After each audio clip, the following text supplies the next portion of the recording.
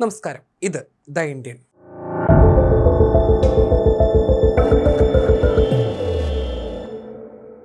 Indian നാവികസേന റഷ്യയിൽ നിന്ന് 10 വർഷത്തേക്ക് വാടകയ്ക്കെടുത്ത് ഉപയോഗിച്ചിരുന്ന ഒരു ആണവ അന്തർവാഹിനിയായിരുന്നു INS ചക്ര 2.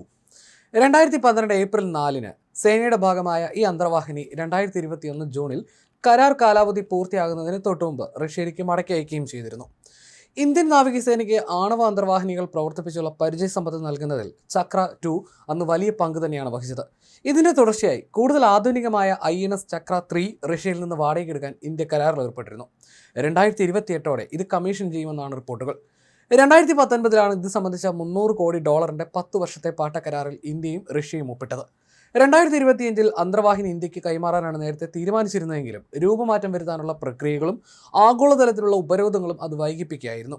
ഇതിന്റെ കൂടുതൽ വിവരങ്ങൾ പുറത്തു വന്നിട്ടില്ലെങ്കിലും ഈ ആണവ അന്തർവാഹിനിയിൽ മുമ്പത്തെ INS ചക്ര 2വിനേക്കാൾ കൂടുതൽ ശേഷിയുള്ളതും കരുത്തുറ്റതുമായ മിസൈലുകൾ ഉണ്ടായേക്കാമെന്നാണ് പുതിയ റിപ്പോർട്ടുകൾ. റഷ്യൻ അന്തർവാഹിനി പുനർനിർമ്മിച്ച് അതിലെ സെൻസറുകൾ, കമ്പ്യൂട്ടർ സിസ്റ്റങ്ങൾ, ആയുധ സംഭരണ സംവിധാനങ്ങൾ എന്നിവ വലിയ തോതിൽ നവീകരിച്ചാണ് ചക്ര 3 തയ്യാറാക്കുന്നത്. ഇത് കടലിനടിയിൽ നിന്നുള്ള ആക്രമണങ്ങളിൽ ഇന്ത്യൻ നാവികസേനയുടെ ശേഷി വളരെയധികം വർദ്ധിപ്പിക്കും. 2012 മുതൽ 2021 വരെ ഇന്ത്യ ഉപയോഗിച്ചിരുന്ന ചക്ര 2വിൽ അന്താരാഷ്ട്ര നിയമങ്ങൾ കാരണം 300 കിലോമീറ്റർ വരെ മാത്രം ദൂരപരിധിയുള്ള മിസൈലുകളാണ് ഉണ്ടായിരുന്നത്. എന്നാൽ പുതിയ അന്തർവാഹിനിയിൽ അതിനേക്കാൾ ഉയർന്ന ശേഷിയുള്ള കാലിബർ മിസൈലുകൾ ഉൾപ്പെടുത്തിയേക്കുമെന്നാണ് റിപ്പോർട്ടുകൾ. റഷ്യൻ നാവികസേന ഉപയോഗിക്കുന്ന കാലിബർ മിസൈലുകൾക്ക് 1500 മുതൽ 2000 കിലോമീറ്റർ വരെ ദൂരപരിധിയുണ്ട്. എന്നാൽ കയറ്റുമതി നിയന്ത്രണങ്ങൾ കാരണം ഇന്ത്യക്ക് ലഭിക്കുന്ന പതിപ്പിന്റെ ദൂരപരിധി ഏകദേശം 1000 കിലോമീറ്ററായി പരിമിതപ്പെടുത്തിയേക്കുമെന്നുമാണ് വിവരങ്ങൾ. ദൂരം പരിമിതപ്പെടുത്തുമെങ്കിലും ഇത്തരം ആയുധങ്ങൾ ചക്ര 3യുടെ ദൗത്യശേഷിയിൽ വലിയ മാറ്റമാണ് വരുത്തുന്നത്.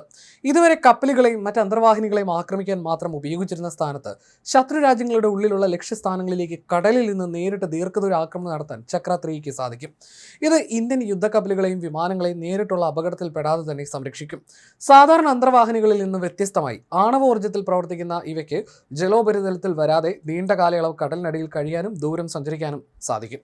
ശത്രുക്കളുടെ യുദ്ധക്കപ്പലുകളെയും അന്തർവാഹിനികളെയും നേരിടുന്നതിനൊപ്പം ശത്രു രാജ്യങ്ങളുടെ കരപ്രദേശത്തുള്ള തന്ത്രപ്രധാന കേന്ദ്രങ്ങളിലേക്ക് കടലിനടിയിൽ നിന്ന് ദീർഘദൂര ആക്രമണം നടത്താനും ഈ അന്തർവാഹിനിക്ക് സാധിക്കും. മുൻ ചക്ര പതിപ്പുകളിൽ 50 മുതൽ 300 കിലോമീറ്റർ വരെയുള്ള ദൂരപരിധിയുള്ള ആയുധങ്ങളായിരുന്നു പ്രധാനമായും ഉണ്ടായിരുന്നത്. അതിനാൽ കൂടുതൽ ദൂരപരിധിയുള്ള കാലിബർ മിസൈലുകളുടെ സംയോജനം ഇന്ത്യൻ നാവികസേനയുടെ കടലിനടിയിലെ ആക്രമണശേഷിയിൽ നിർണായകമായ മുന്നേറ്റമായിരിക്കും നൽകുക. ആണവോർജ്ജത്തിൽ പ്രവർത്തിക്കുന്ന അന്തർവാഹിനികളുടെ പ്രധാന നേട്ടം ദീർഘകാലം ജലോപരിതലത്തിൽ വരാതെ കടലിനടിയിൽ തുടരാനും വലിയ ദൂരം സഞ്ചരിക്കാനുള്ള കഴിവുമാണ്. ഈ ശേഷിയിലേക്ക് ദീർഘദൂര ആക്രമണ ആയുധങ്ങൾ കൂടി ചേർക്കുന്നതോടെ ചക്ര 3 ഇന്ത്യയുടെ സമുദ്രാധിഷ്ഠിത തന്ത്രപ്രധാന ശേഷിക്ക് കൂടുതൽ കരുത്തേകും. അതേസമയം ചക്ര 3യിൽ ഉപയോഗിക്കുന്ന മിസൈലുകളുടെ കൃത്യമായ മോഡൽ, സ്ഫോടകശേഷി, യഥാർത്ഥ ദൂരപരിധി തുടങ്ങിയ വിവരങ്ങൾ ഇതുവരെ ഔദ്യോഗികമായി സ്ഥിരീകരിച്ചിട്ടില്ല. ഇന്ത്യ റഷ്യ കരാറുകളും അന്താരാഷ്ട്ര കയറ്റുമതി നിയന്ത്രണങ്ങളും സാങ്കേതികവിദ്യ കൈമാറ്റവുമായി ബന്ധപ്പെട്ട റഷ്യൻ നയങ്ങളും ആയുധ സംവിധാനങ്ങളുടെ അന്തിമ രൂപത്തെ നിർണ്ണയിക്കും. ഇന്ത്യൻ നാവികസേനാ അംഗങ്ങൾക്ക് പരിശീലനം നൽകുക, ആണവ എഞ്ചിൻ ഉപയോഗിച്ച് പ്രവർത്തിക്കുന്ന അന്തർവാഹിനികൾ കൈകാര്യം ചെയ്യാൻ വൈദഗ്ധ്യം നൽകുക എന്നിവ കൂടി ലക്ഷ്യമിട്ടുള്ളതാണ് ഈ കരാർ. ചരിത്രം പരിശോധിച്ചാൽ 1988 മുതൽ 1991 വരെ ഇന്ത്യൻ നാവികസേനയുടെ ഭാഗമായ INS ചക്രയാണ് ആദ്യമായി ഉപയോഗിച്ചത്. 2012 മുതൽ 2021 വരെ INS ചക്ര 2വും ഉപയോഗിച്ചിരുന്നു. നിലവിൽ ഡീസൽ ഇലക്ട്രിക് എഞ്ചിനുകൾ ഉപയോഗിച്ച് പ്രവർത്തിക്കുന്ന 17 അന്തർവാഹിനികളും ഇന്ത്യൻ നേവി ഉപയോഗിക്കുന്നുണ്ട്.